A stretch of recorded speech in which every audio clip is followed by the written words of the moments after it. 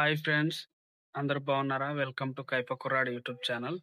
Friends, Sunday రోజు మా చర్చిలో అయితే బ్రదర్ భాస్కర్ గారు చెప్పిన అద్భుతమైన వాక్య సందేశం సమాధాన పుణ్యస్థలి అనే అంశం మీద వాక్య సందేశం ఇచ్చారు. ఒకసారి వినండి, చాలా అద్భుతంగా చెప్పారు.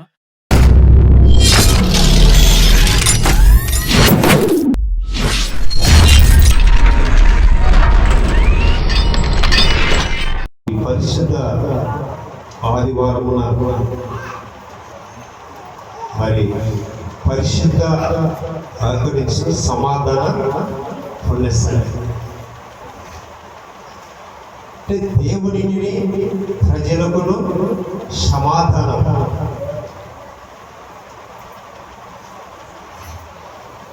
మరి వాక్యంలోకి వచ్చిన పాట పాడుతున్నాం.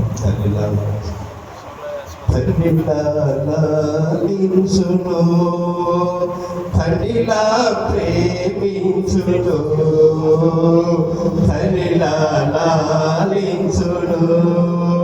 తల్లిలా ప్రేమించును.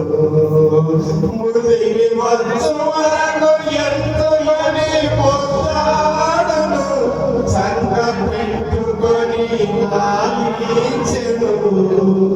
యేసయ్యా తల్లిలా లాలించును, తల్లిలా ప్రేమించును, తల్లిలా లాలించును, తల్లిలా ప్రేమించును. తల్లిగైన మనసునేమో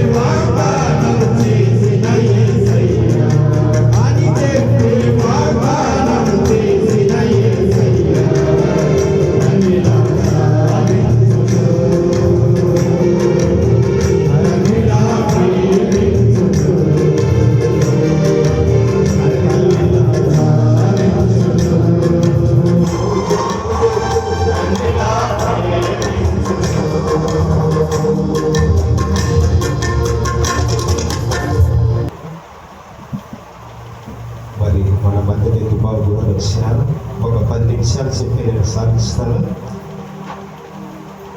పరిశుద్ధాత్ముడైన మా దేవ, సర్వాధికారమైన మా తండ్రి, నీవు మా ఎడల దయాదక్షిణము కలిగి మా జీవితంలో ప్రభువా మరొక శుభదినాన్ని మాకు ఇచ్చినందుకు నీకు వేలాది వేల స్తోత్రాలు, వందనాలు.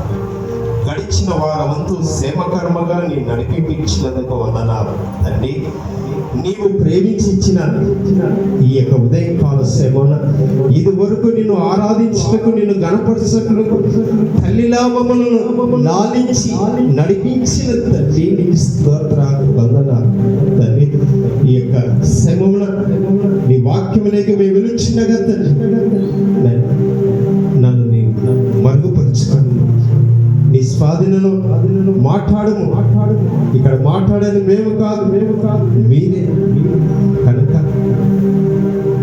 వినవలసిన జ్ఞానోదయమును నీ బిడ్డలకు దయచి మా అందరి హృదయాలు నీ దృష్టికి అంగీకారముగా చేయమని యేసయ్య నామమున అడుగుచున్నాం తండ్రి. Amen. Praise the Lord. Hallelujah, hallelujah. దేవునికి మహిమ కలుగును గాక. ఇక్కడ సమాధానం అంటే దేవునికి మన మనుషులకున్న సమాధానం. ఈ సమాధానం ఎక్కడ నుండి ఎట్లా వచ్చింది అంటే మనం నిర్గమకాండంలో చదువుకున్నాం కదా, 24వ అధ్యాయము.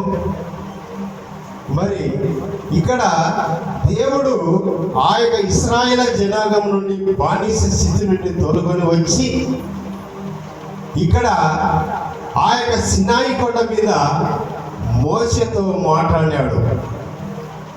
యెహోవా దేవుడు మోషేతో మాట్లాడాడు.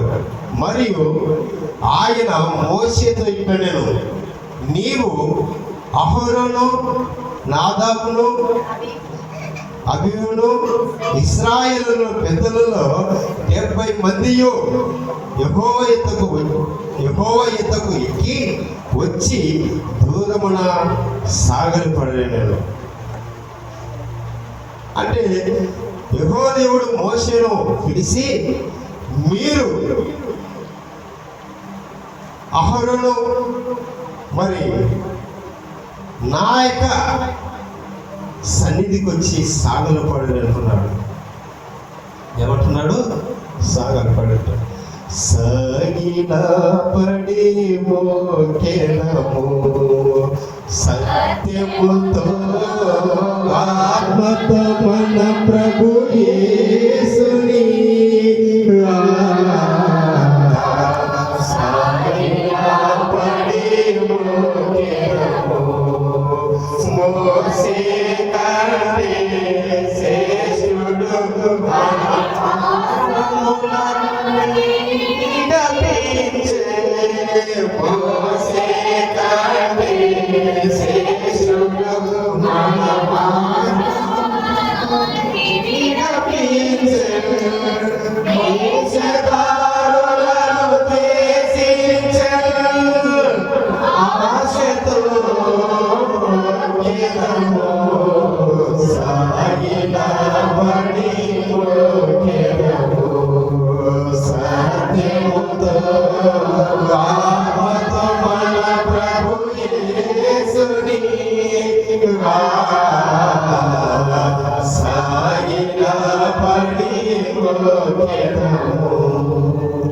మనము కూడా దేవుని మందిరంలో చేరినప్పుడు మరి మనం ఏంటంటే పెదవులతో కాదు. అందుకే లూకాసు వార్తలో ఈ ప్రజలు నన్ను పెదవులతో స్తుతించెదరు కానీ వారి హృదయము దూరంగా. హల్లెలూయా, దేవునికి మహిమ కలుగును గాక. ఆ యెహోవా దేవుడు నా యొక్క ముందర సాగిలపడి ముచ్చటాడు. అప్పుడు మోసే వచ్చి యెహోవా మాటలని ఆ విధులన్నిటినీ ప్రజలతో వివరించి చెప్పాను. ప్రజలందరూ యెహోవా చెప్పిన మాట అన్నిటినీ ప్రకారముగా చేసేదమని ఒక శబ్దముతో ఉత్తరమిచ్చింది. అంటే మోసే యెహోవా దేవునితో మాట్లాడి ఆ యొక్క సినాయి కొండ మీద ఆవరణంలో వచ్చి మోసే ఈ విధంగా చెప్పాడు. ఏమని చెప్పాడు దేవుడు? నీవు మరి మోసే యెహోవా మాటలన్నీ రాసి ఉదయమున లేచి ఆ కొండ దిగున బలిపీఠమును ఇశ్రాయేలు 12 గోత్రముల చొప్పున 12 స్తంభములు కట్టి ఇశ్రాయేలులో యవనస్తులలో పంపగా వారు దహన బలి అర్పించి యెహోవాకు సమాధాన బలులను కోడెలను వధించిరి. అప్పుడు మోసే వాటి రక్తములో సగం తీసుకొని పాలెములో పోసి ఆ రక్తములో సగం బలిపీఠం మీద పోషించెను. అతడు నిబంధన గ్రంథమును తీసుకొని ప్రజలకు వినిపింపగా వారు యెహోవా చెప్పినవని చేయించు విధేయులమై ఉందమని అని ఏమన్నారు. ఆ మోసే ఎప్పుడైతే ఇక్కడ యవనస్తులు 70 మంది ఉన్నారు. ఆ యొక్క 70 మంది యవనస్తులు మోసే 12 గోత్రములు ఉన్న వాళ్ళందరూ కలిసి మరి యెహోవాకు బలిపీఠము కట్టి 12 గోత్రాలంటే 12 కట్టెలు తీసి గుంజలు పాతి అక్కడ కట్టెల మీద ఈ యొక్క పొట్టెలను ఎదులను మరి అవన్నీ వధించి వాటి రక్తం మీద పోసి అప్పుడు బలి అర్పించారు. మరి ఆ బలి అర్పించినప్పుడు మరి ఎంతో భక్తితో భయముతో దేవుడికి సమర్పించారు. ఆ సమర్పించి నాక అక్కడ 7 దినములు ఆ యొక్క బలు అర్పించినట్టుగా మనం చూస్తున్నాము.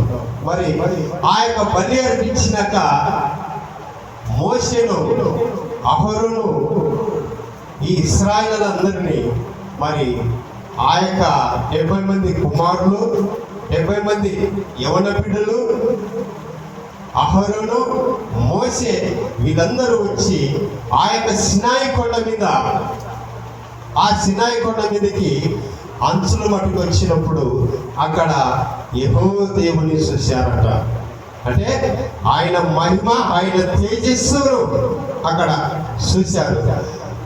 మరి ఎవరు దేవుని చూడలేదు, కానీ ఆ యొక్క 70 మంది యవనస్తులు ఆ యొక్క అహరోను మోషే వారు దేవుని మహిమ దేవుని తేజస్సు చూసి ఆ యొక్క సినాయి కొండ మీద 7 రోజులు దేవుని మహిమ కప్పుకుందట.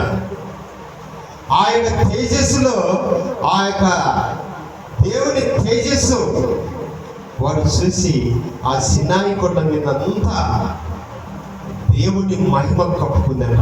అప్పుడు ఆ యొక్క మేఘముల నుండి ఆ యొక్క పరిశుద్ధాత్మ మహిమల నుండి మోషేను పిలిచాడు.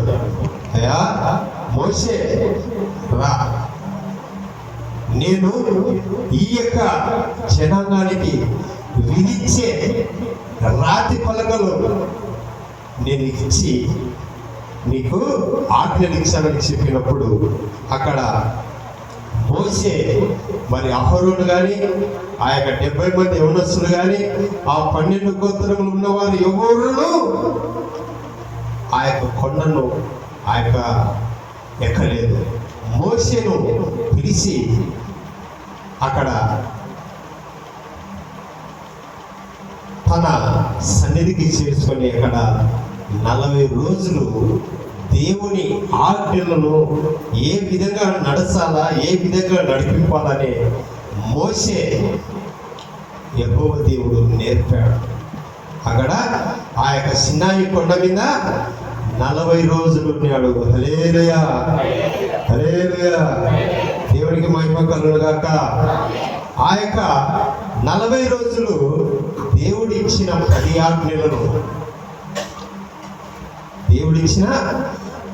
ఆజ్ఞలను మరి దేవుడు ఆ యొక్క మోషేకు తెలిపి అక్కడ దేవుని ఆజ్ఞానుసారముగా నడిచాలా, దేవుని చిత్తానుసారమైన జీవితం జీవించాలని చెప్పి మోషేకు యెహోవా దేవుడికి చెప్పాడు. ఆ మోషే వచ్చి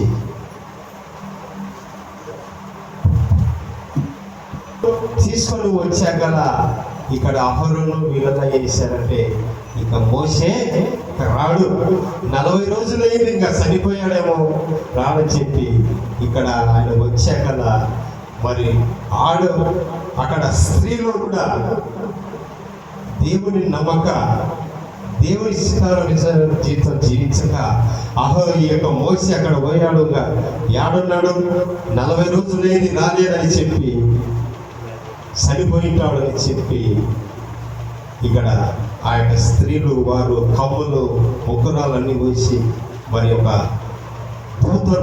దూడను చేసి ఆ దూడకు మరి వారు సమర్పించారు. ఏం సమర్పించారంటే మరి ఎద్దులను మెదులు వేసి అల్లుకూలంగా చేసినప్పుడు యెహోవా దేవుడు ఇక్కడ ఆ సినాయి కొండ మీద జరిగేది యెహోవా దేవుడు మోషేకు అరిచేతులు చూపాడు. నువ్వేం చెప్పినావు? వచ్చాం కదా, మేము నీ మాటే, నీ చిత్తానుసారమైన నువ్వు ఏం చెప్తావో అవి చేస్తామన్నారు. కానీ మన మోసే లేనప్పుడు ఇక్కడ వాళ్ళు దూడలు చేసుకొని తాగుము తినుము సుఖించమని కేకలు వేసుకుంటూ సంతోషంగా గంతులు వేసినారట. అప్పుడు దేవునికి కోపం వచ్చి చూపాడు, చూడి మోసే, ఈ యొక్క ఇశ్రాయేలు జనాంగము ఏ విధంగా అల్లరి చేస్తున్నారు, ఏ విధంగా వీళ్ళు సంతోషంతో నాకు ఆయాసకరమైన ఆలోచన, నాకు ఆయాసకరమైన పని చేస్తున్నారని దేవుడు కోపపడ్డాడు. దేవుడు కోపపడితే అప్పుడు మోసే, తండ్రి నీవిచ్చేవి గొప్పవి, గొప్ప దేవా నాకు తండ్రివి, ఆకాశమందు గొప్ప దేవా నాకు తండ్రివి, తప్పకుండా వత్తని జరిగి యేసు నామమందు గొప్ప కరుణ చేత నిపుడు తాగా చేర్చుకొనుము, గొప్ప దేవా నాకు తండ్రివి, ఆకాశమందు గొప్ప దేవా నాకు తండ్రివి, విలువగలవు నీదు ఆజ్ఞలు, నా హృదయమందు పలు విధముల తలచుచుందును, పలుకులను పనులయందు బలము చూపి నిన్ను వలచి, ఇలను నిన్ను ప్రీతి పరతు, నలయకాని కరుణామయుని, గొప్ప దేవా నాకు తండ్రివి, ఆకాశమందు గొప్ప దేవా నాకు తండ్రివి. అప్పుడు మోసే యెహోవా ఎదుట సాగిలపడి ఆ ప్రజల నిమిత్తము పశ్చాత్తాపపడి ఏడ్చి కన్నీరు కార్చి, దేవా నీవే ఈ ప్రజలను ఆ యొక్క చీకటి దినాల నుండి, ఆ యొక్క బానిస స్థితి నుండి ఈ యొక్క సినాయి కొండ వరకు తీసుకొని వచ్చావు, మరి ఈ ప్రజలు నీ ప్రజలే కదా, దయచేసి క్షమించుతండి, నీవిచ్చిన ఈ ఆజ్ఞలను నేను వెళ్ళి వారికి వివరించుతాను, నేను వివరించి వారి దారిని దేవుని బతిమాలను వచ్చి ఆ యొక్క సినాయి 40 రోజుల తర్వాత ఆ సినాయి కొండ మీద దిగి వచ్చినాక మోషే కూడా వారి శిష్యులకు మోషే కూడా యెహోవా దేవుడు రాసిన రాతి పలకలను విసిరిపారయ్యాడు. అంటే వాళ్ళు చేసే అల్లరికి, వాళ్ళు చేసే దేవునికి ఆయాసకరమైన ఆలోచన చేసినందుకే రాతి పలుకులు కూడా విసిరేసి పగిలిపోయారు. నేను చెప్పినది ఏంది, మీరు చేసేది ఏంది అని అన్నప్పుడు, నీవు 40 రోజులు ఆ యొక్క సినాయి కొండలో ఉన్నావో చనిపోయావో అని వారు తిరిగి ఆ మోషే మీదనే నిలబడారు. మనం కూడా మన జీవితంలో కూడా వాక్యం విన్నప్పుడే మన మనసు కానీ, మన నడతలు, మన ఆలోచనలు దేవునికి ఆయాసకరమైనవి. దేవునికి ఆయాసకరమైన మరి మత్తయి సువార్తలో ఒక మాట చెప్తున్నాడు. ముందుగా నీ కన్ను చెడ్డదైతే నీ మనసు కూడా చెడ్డదవుతుందా. అంటే కన్ను ఎప్పుడైతే చెడ్డదవుతుందో మనసు కూడా చెడ్డది. అందుకే నీ కన్ను అభ్యంతరపడకుండా నీవు దేవుడిచ్చిన ఆజ్ఞలను మదిలో, హృదయంలో ఉంచుకోమంటున్నాడు. ఆ యొక్క కన్ను చెడ్డదైతే దేహమంతా చెడ్డదే, నీ కుటుంబం, నీ యొక్క జీవితం కూడా చెడ్డదవుతుంది. ఎందుకంటే కన్ను మహా పాపానికి దారి తీస్తుంది. అందుకే నువ్వు కలవరపడకుండా నీ కన్నును, నీ దేహమును భద్రపరచుకోమంటున్నాడు. మరి మన హృదయాలు, మన ఆలోచనలు కూడా చెడ్డవైతే మన జీవితం కూడా చీకటి మొగాల్లో, చీకటి జీవితంలో జీవిస్తుంది. అందుకే దేవుడు ఎంత పాపం చేసినాను, నీవు పశ్చాత్తపడి దేవుని ఎదుట కన్నీరు కార్చి పశ్చాత్తపడినాక నీ యొక్క జీవితం మార్పు లేకుంటే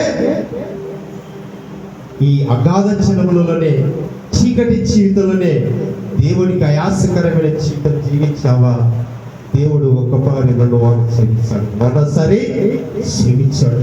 కనుక దేవుని యందు, దేవుని ఆజ్ఞలు భయంతో, భక్తితో, మరి సమాధానం అంటే పశ్చాత్తాపడినప్పుడు దేవుని సమాధానం, ప్రభువా నన్ను ఈ చీకటి జీవితంలో నుండి, ఈ పాప జీవితంలో నుండి నాకు ఈ ముక్తి కలగజేయమని ఎప్పుడైతే పశ్చాత్తాపడావో అప్పుడే నీ హృదయము, నీ ఆలయం ఏమంటున్నాడు, నీ హృదయమే నా ఆలయం అంటున్నాడు. మరి మన ఆ దేవుని ఆలయంలో చెడు మనసులు, చెడు నడకలు ఇవన్నీ ఉంటే ఏమైపోతుంది, మన హృదయము పాడైపోతుంది. కనుక దేవుని ఎందు భయభక్తి కలిగి దేవునితో సమాధానం పడాలని, దేవుని ఇష్టమైన జీవితం జీవించాలని దేవుడు కోరుకుంటున్నాడు. కనుక ఈ యొక్క దేవుడు యొక్క వాక్యాన్ని దీవించి ఆశీర్వదించాక మన మధ్యలో పాస్టర్ గారు ఉన్నారు, వారు గొప్పగా చెప్తారు. ప్రార్థిస్తున్నాం. కృపా కనికరము గల మా తండ్రి, ప్రేమ గల నాయన, ఈ యొక్క దివ్యమైన నీ యొక్క పరిశుద్ధమైన మాటలు మాకు ఇచ్చినందుకు స్తోత్రాలు. నీవు మాతో మాట్లాడినందుకు వందనాలు తండ్రి.